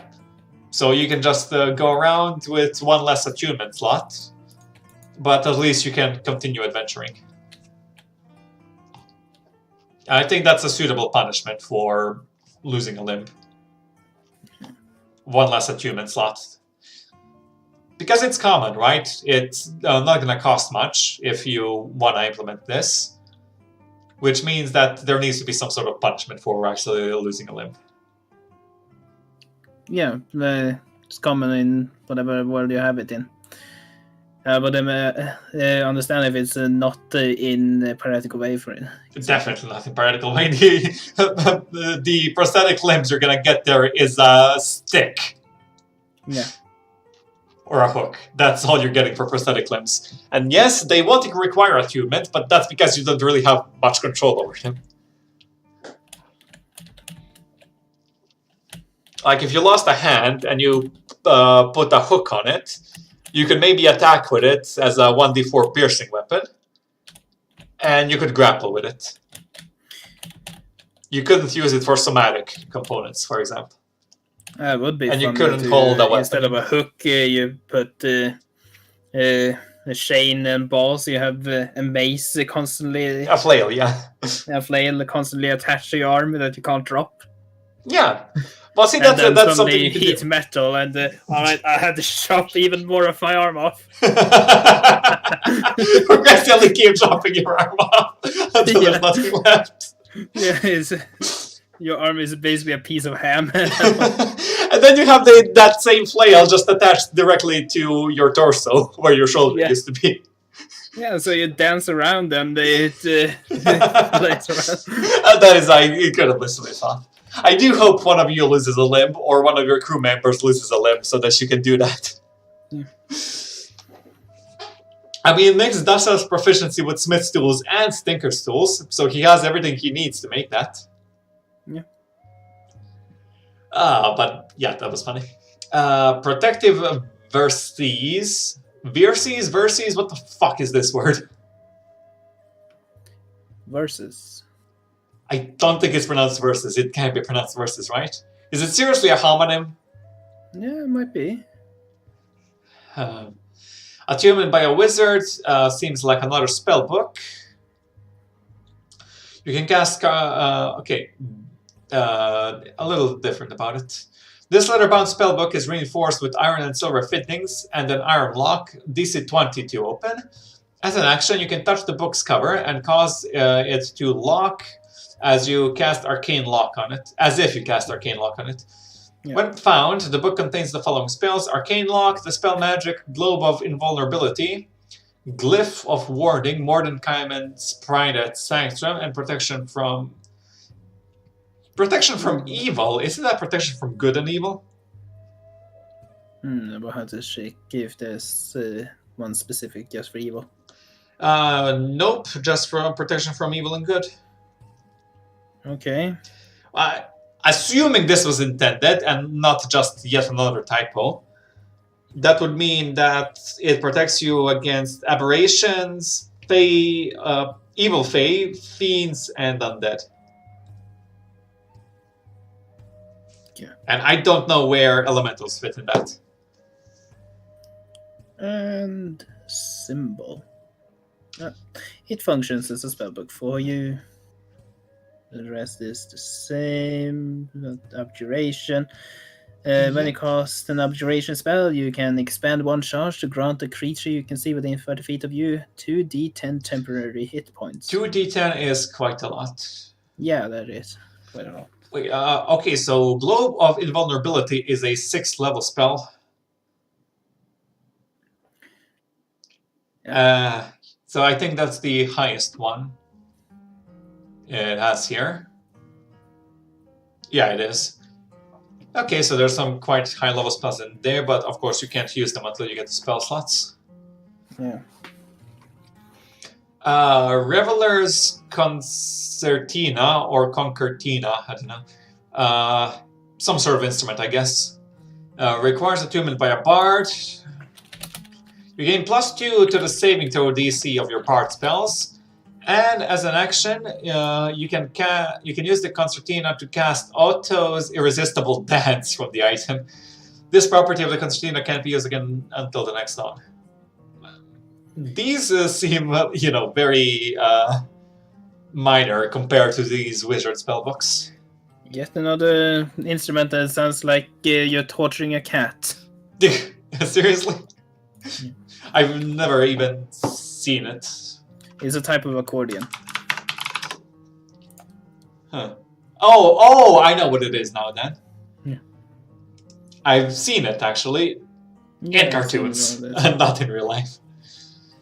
I've seen such in real life once. They're very easily mistakable for a collection of photos for a projector. So I thought that was what it was until they unhooked the hook to it that keeps it together and then starts pulling it apart and together.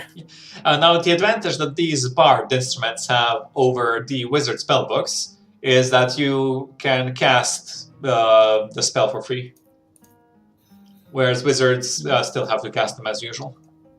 Yeah. Rhythm Maker's Drum, another instrument for the bard. This one goes from +1 to +3. Yeah. Bonus to spells and attack rolls and DCs, as usual. As an action, you can play the drum to regain 1 use of your Bardic Inspiration feature. The property of the drum can't be used again until the next dawn. Alright. Okay, this is kind of a minor item, I think. Because at level 6, you regain your Bardic Inspirations on a short rest, even. Yeah. It's nice to have anyway, but it's nothing to fall out of your chair over. Well, it's an action, so you can just, when you need more inspiration, take out your drumsticks and beat it a bit. Yeah, and then inspire immediately. Yeah. Your allies will be thankful to you anyway. Shadowfell Brand Tattoo. Produced by a special needle, blah, blah, blah, blah, blah. You gain dark Shadow Essence. You gain Dark Vision with a range of 60 feet. And you have advantage on Dexterity Stealth checks. Shadowy Defense. When you take damage, you can use your reaction to become insubstantial for a moment, having the damage you take. Then the reaction can be used again until the next sunset. Alright. Shadowfell Shard, another sorcerer thing. When you use Meta Magic option to on a spell while you're wearing the shard, you can momentarily curse one target, one creature targeted by the spell, choose an ability score, and until the end of the next turn, the creature has disadvantage on ability checks and saving throws that use that ability. This is very minor. Well, except for the saving throws. The saving throws are good. Yeah, the saving throws is pretty nice. Could combo well with some spells. Yeah. I personally, because of the wording here, if you are also multiclassing into Warlock, there are some Warlock invocations that say prerequisite is bestow a curse or a Warlock feature that curses. Hex, bestow curse or a Warlock feature that curses. I would allow this to also count as that curse. So I'm thinking it would be very nice. Entangle, I think the spell is. Where it is a save to not be taken by it, but then it's an ability check to get out of it. Oh yeah, so well, it's only Druid, but you could combo it with your Druid buddy, or you might take the Magic Initiate to get it yourself. Yeah. But yeah, that is probably one of the stronger combos. Oh, Ever's Black Tentacles as well, I think. Yes. That is yeah, they're Dexterity save, and then you have to use... Oh, but they can choose to make a Strength check to escape. But if they're Dexterous instead, they're still going to have trouble, so that's another possible combo. Yeah. Spell Rot Tattoo. The level... Okay, the needle turns into an ink, becomes tattoo. Once the tattoo glows faintly while you cast the spell and for the spell's duration. Once the spell ends, the tattoo vanishes from your skin. The level of the spell in the tattoo determines the spell save DC, attack bonus, spellcasting ability modifier, and the tattoo's rarity, as shown in this table. So we have cantrip and first levels are common, second and third uncommon, fourth and fifth rare, from +3 to +5.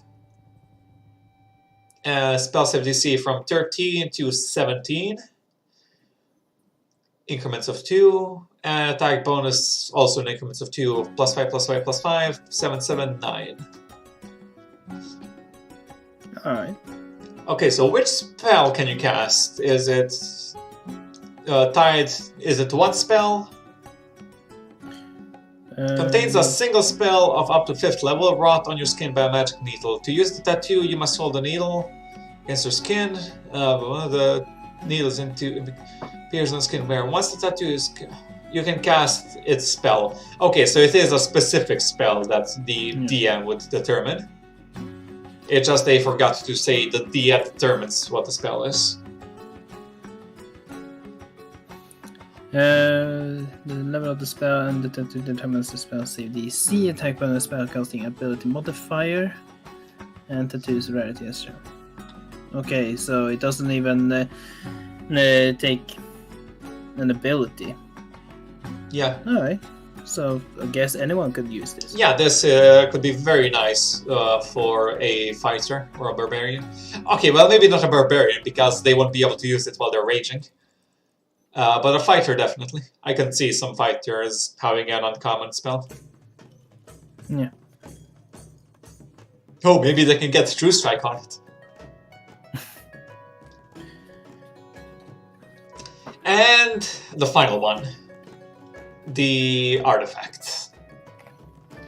Yeah, another long one, but that is partially because of the list. Yeah, the list tends to take quite a bit of space. This is the final one, and once we read this, we are done with this stream series. So next stream then. Fuck off now. Let's get this series done and over with. The Teeth of Dalvenar. Alright. The Teeth of Dalvenar are stories given form. They are a collection of teeth, each suggestive of wildly different origins, and made from various materials. The collection rests within a leather pouch, stitched with images of heroes and whimsical creatures. Where the teeth fall, they bring legends to life, using the teeth. While you are holding the pouch, you can use an action to draw one tooth. Roll on the Teeth of Dalvenar table to determine which tooth you draw, and you can either sew the tooth or implant it, both of which are described later. If you don't sew or implant the tooth, roll a die at the end of your turn. On an even number, the tooth vanishes and creatures appear as if you sewed the tooth, but they are hostile to you and your allies. On an odd number, the tooth replaces one of your teeth as if you implanted it, potentially replacing another implanted tooth. See below. Each tooth can only be used once. Track which teeth have been used. If a tooth's result is rolled after it's been used, you draw the next lowest unused tooth on the table.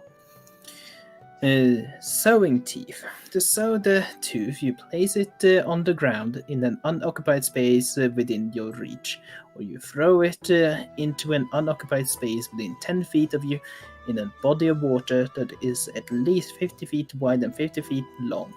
Upon doing so, the tooth burrows into the ground and vanishes, leaving no hole behind. Or if vanished into the water, or it vanishes into the water. The creatures noted in the creatures summoned column appear in an unoccupied space as close to where the tooth was sown as possible. The creatures are allies to you, speak all languages you speak, and linger for 10 minutes before disappearing, unless otherwise noted. Implanting teeth. To implant a tooth, you place it in your mouth, whereupon one of your own teeth falls out and the drawn tooth takes its place, resizing to fit in your mouth. Once the tooth is implanted, you gain the effect noted in the implanted effect column. The tooth can't be removed while you are attuned to the teeth, and you can't voluntarily end your attunement to them. If removed after your death, the tooth vanishes. You can have a maximum number of teeth implanted at one time equal to 1 plus your constitution modifier, minimum of 2 teeth total. If you try to implant your teeth, the newly implanted tooth replaces one of the previous teeth determined randomly. The replaced tooth vanishes and you lose the implanted effect. Recovering teeth. Once all the teeth have vanished, the pouch also vanishes. The pouch with all the teeth then appears in a random destination, which could be in a different world of the material plane. Destroying the teeth. Each tooth must be destroyed individually by sewing it in the area where the tooth story originated. With the intention to destroy it, when planted in this way, creatures summoned are not friendly to you and do not vanish. Some of the creatures summoned merely head off in search of home, while others act as their tales dictate. In either case, the tooth is gone forever. So I need to read one bit of it again. If you don't sew or implant a tooth, roll a die at the end of your turn. On an even number, the tooth vanishes, and creatures appear as if you sewed it, but are hostile. On an odd number, the tooth replaces... Okay, so it's forced, basically. Yeah.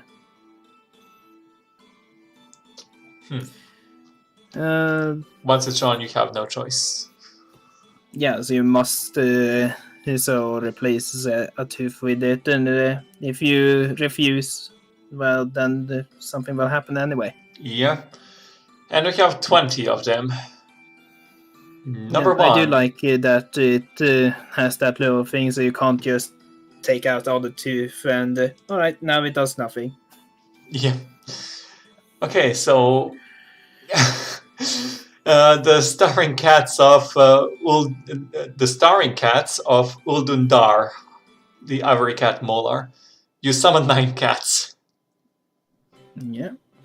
Implanted effect. The tooth has 8 charges. As an action, you can expend 1 charge to cast the Revivify spell from the tooth. If you are dead at the start of your turn, your tooth expends 1 charge and casts Revivify on you. Ooh, that's a way to waste them quickly. Yeah. Because the Revivify, I think, only gives you 1 hit point back. Yeah. Yep. So it's like, oh, I'm dead. I lived! I lived! I lived! Yeah. Doggle's surprising day. Human Molar. 1 commoner. When you finish implanted effect, when you finish a long rest, the tooth casts Sanctuary DC 18 on you. The spell lasts for 24 hours or until you break it. Okay, so what's the story of Dougal? Douglas' surprising day. No idea.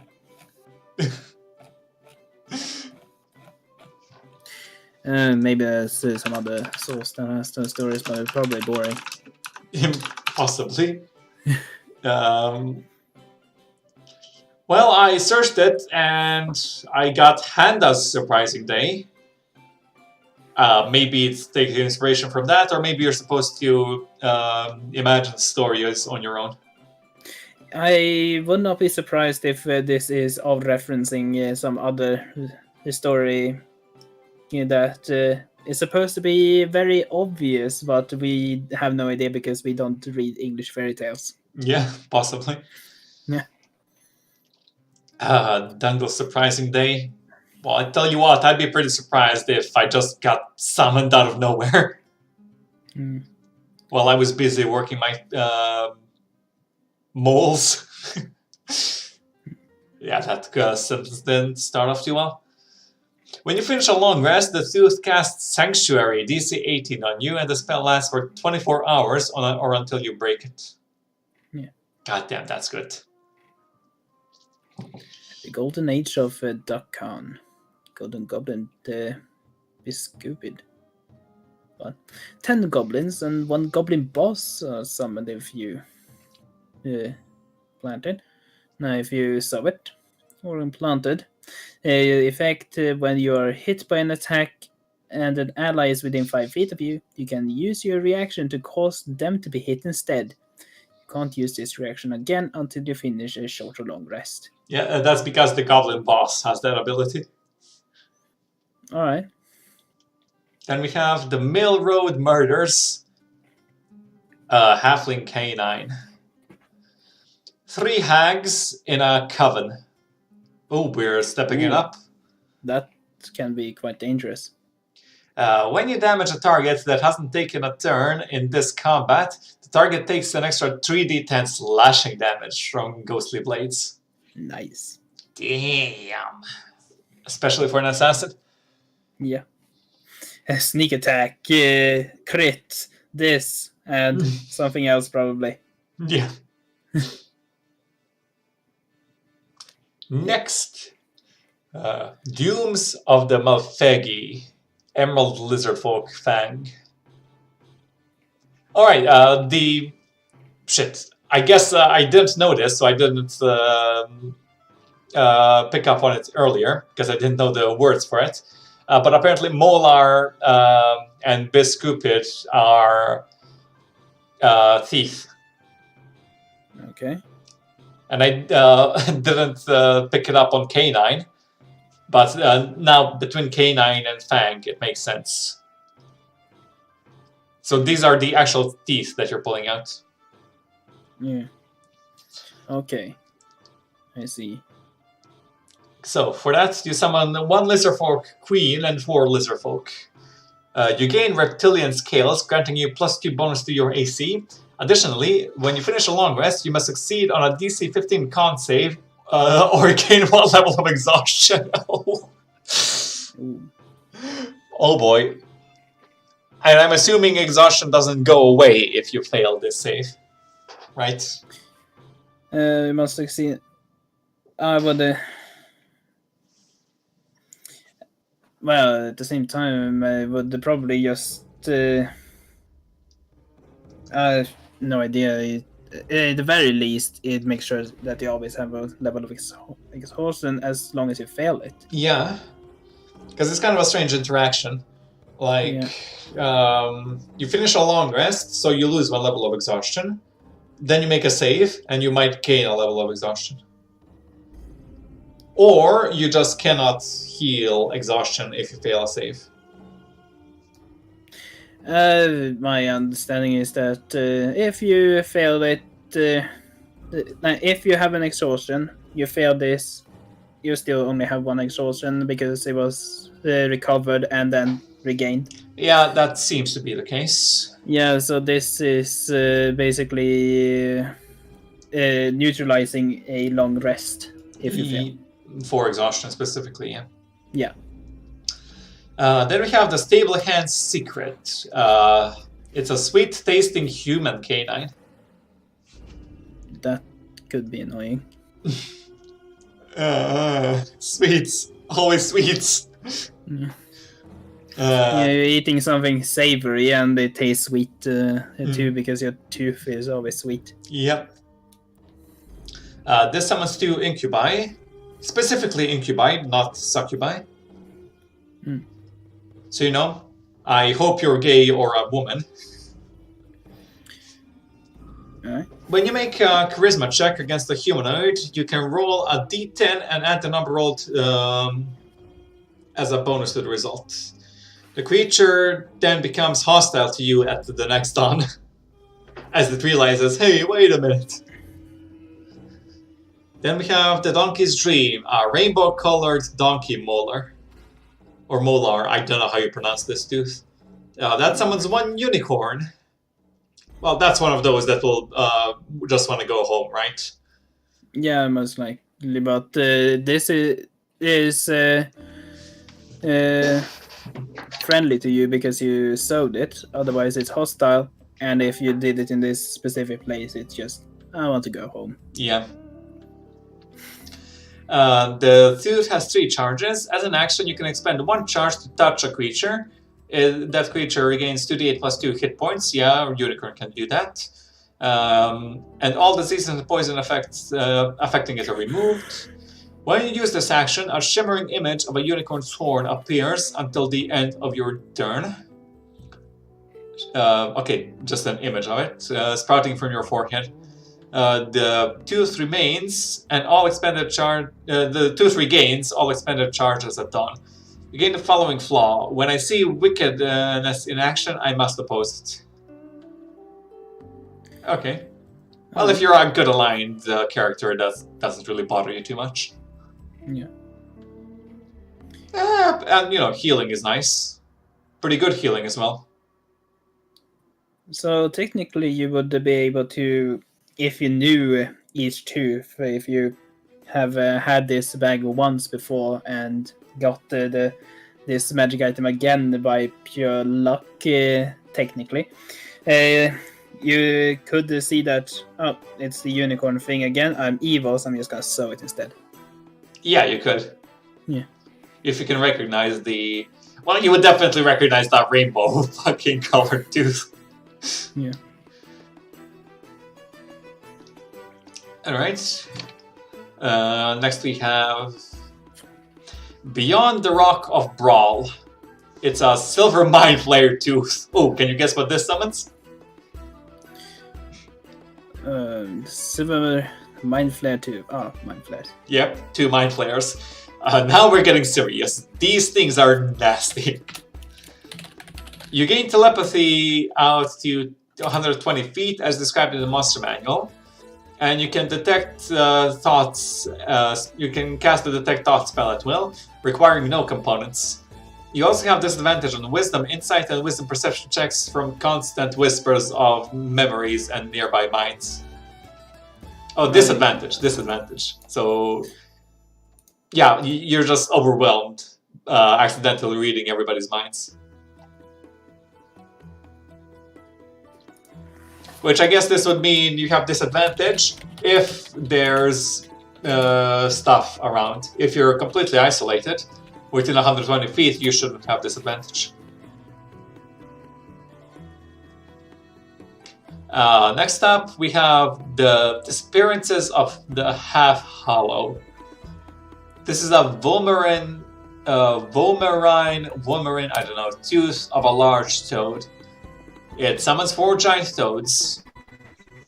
Your long jump is 30 feet, and your high jump is up to 150 feet. With or without a running start. Oh,